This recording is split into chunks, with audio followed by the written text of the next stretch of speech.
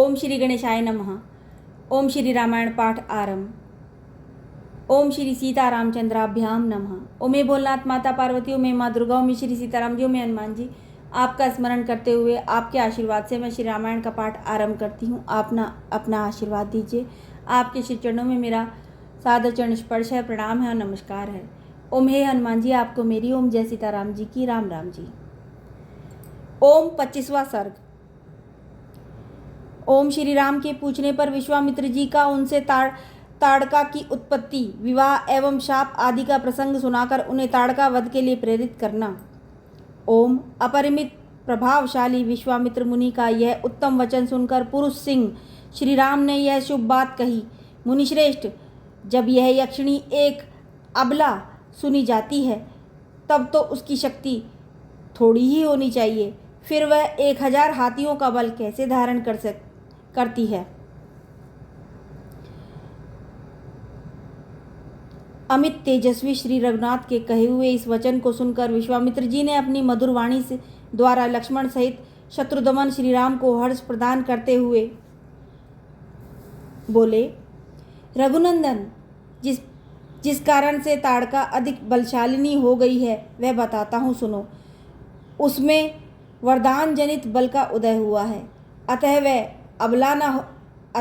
अबला होकर भी बल धारण करती है, सबला हो गई है।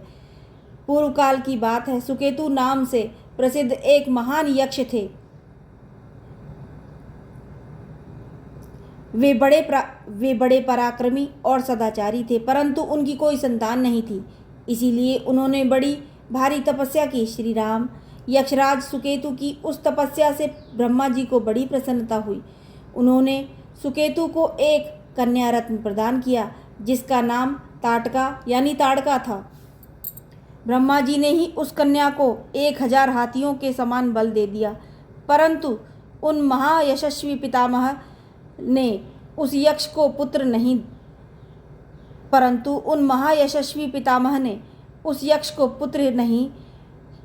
नहीं दिया। उसके संकल्प के अनुसार पुत्र प्राप्त हो जाने पर उसके द्वारा जनता का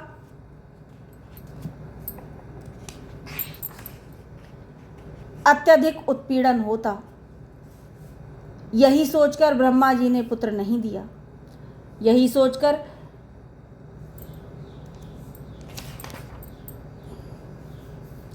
उसके संकल्प के अनुसार पुत्र प्राप्त हो जाने पर उस पुत्र के द्वारा जनता का अत्यधिक उत्पीड़न होता। यही सोचकर ब्रह्मा जी ने पुत्र नहीं दिया। धीरे धीरे वह यक्ष बालिका बढ़ने लगी और बढ़कर रूप यौवन से सुशोभित होने लगी। उस अवस्था में सुकेतु ने अपनी उस यशस्विनी कन्या को जम्बपुत्र सुंद के हाथ में उसकी पत्नी के रूप में दे दिया।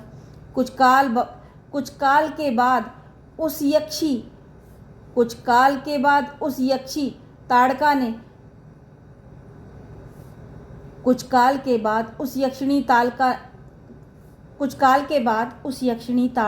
ताड़का ने मारीच नाम से प्रसिद्ध एक दुर्जय पुत्र को जन्म दिया, जो अगस्त्य मुनि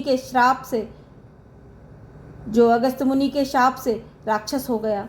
श्री राम अगस्त्य ने ही शाप देकर ताड़का पति सुंद को भी मार डाला।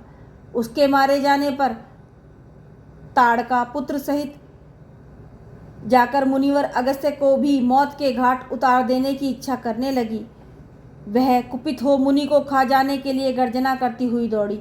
उसे आती देख भगवान अगस्त्य मुनि ने मारीच से कहा, तू देव योनि रूप का परित्याग करके राक्षस भाव को प्राप्त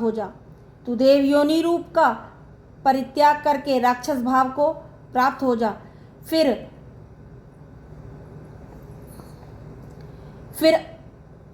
फिर अत्यंत अमर्ष में भरे हुए ऋषि ने ताड़का को भी शाप दे दिया, तू विकराल मुख वाली नरभक्षिणी राक्षसी हो जा। तू है तो महायक्षी, परंतु अब शीघ्र ही इस रूप को त्याग कर तेरा भयंकर रूप हो जाए। इस प्रकार शाप मिलने के कारण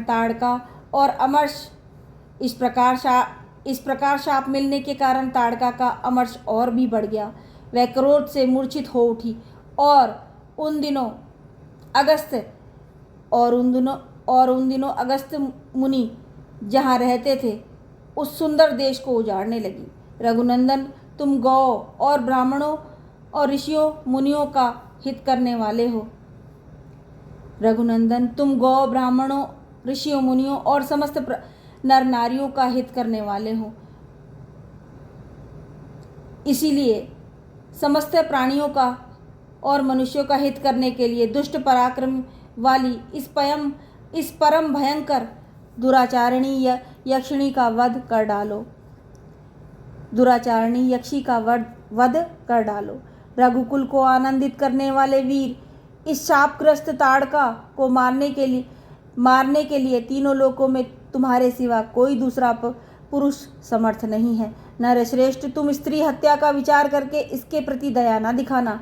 एक राजपुत्र को चारों वर्णों के एक राजपुत्र को प्रजा के हित के लिए स्त्री हत्या भी करनी पड़े तो उससे मुंह नहीं मोड़ना चाहिए। प्रजापालक नरेश को प्रजाजनों की रक्षा के लिए क्रूरतापूर्ण या क्रूरता रहित, पातक युक्त अथवा सदोष कर्म भी करना पड़े तो कर लेना चाहिए। यह बात उसे सदा ही ध्यान में रखनी चाहिए। जिनके ऊपर राज्य के पालन का भार है उनका तो यह सनातन धर्म है। ककुतस्थ कुलनंदन ताड़का महापापिनी है, उसमें धर्म का लेश मात्र भी नहीं है, अतः उसे मार डालो। नरेश्वर, सुना जाता है कि पूर्व काल में विरोचन की पुत्री मंथरा सारी पृथ्वी का नाश कर डालना चाहती थी। उसके इस विचार को जानकर इंद्र ने उसका वध कर डाला। श्री राम, प्राचीन काल में शुक्राचार्य की माता तथा भृगु की पतिव्रता पत्नी त्रिभुवन को इंद्र से शून्य कर देना चाहती थी। यह जानकर भगवान विष्णु ने उसको मार डाला। इन्होंने तथा अन्य बहुत से महामनस्वी पुरुष प्रवर राजकुमारों ने पापचारिणी स्त्रियों का वध किया है। नरेश्वर, अतः तुम भी मेरी आज्ञा से दया अथवा घृणा को त्याग कर इस राक्षसी को मार डालो। इस प्रकार श्री वाल्मीकि निर्मित आर्ष रामायण आदि काव्य के बालकांड में 25वां सर्ग पूरा हुआ। ओम जय श्री सीताराम जी की। ओम जय श्री हनुमान जी की।